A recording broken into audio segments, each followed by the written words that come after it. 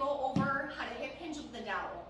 Depending on how your upper body mobility is, this one can be challenging. So start off, try it out. If it's not working out for you because you can't get your shoulders into a good position, just work on some of the previous ones that we talked about. There's a plate with a hip hinge. That one would probably be the best one to go with for now until you can get your thoracic spine and your shoulder mobility to an optimal level.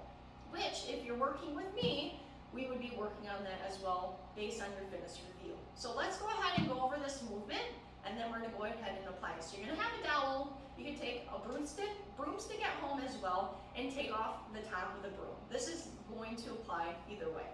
You're going to take your broom or your dowel. You're going to place it from the crease of your butt crack, okay, or your glutes, and then you're going to see how my head is against it right here. I'm going to take one hand and place it in the crook of my neck, and then I'm going to place the other hand in the crook of my lumbar spine or the arch of my back. This is where you're holding at. The whole idea of this drill is I do not want my chest to collapse forward, and I do not want the dowel to lift off my head or lift off my lower back. If that is happening, that means you're getting too much into, you're collapsing forward at the lower part of your deadlift. That means you'll have to work on thoracic spine mobility. You'll also have to work on flexibility as well. So this is a good drill to tell if you're staying nice and tight. So we're gonna go ahead and get the arms set. I'm actually pushing it against the body. I'm creating torque through my feet as well. I'm gonna take a deep breath in, big proud chest, pulling the shoulders back, and I'm going to go ahead and push the hips back. Go as far as you feel. If you start feeling like that dowel lifts off your glutes, like let's say it's lifting off like this, you would come up, okay? This is a good way to work into that range of motion as well to make sure you're not collapsing forward. Take a deep breath in. Core's tight, we're spreading the floor of the feet. Keeping my core tight.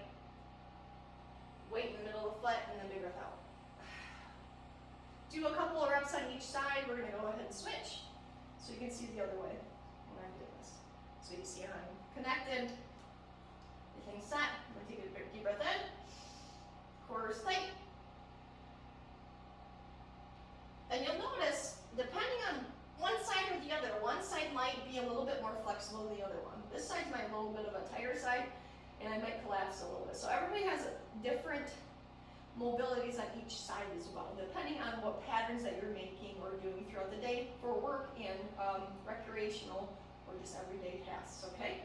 So if you sweep more on one side, or let's say you brush your teeth with predominantly one hand or use the mouse, that's going to change your flexibility and mobility depending on what side you're doing. So here we go.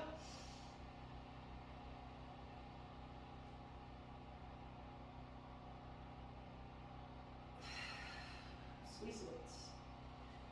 And that's it. So you would do your hip hinge with a dowel.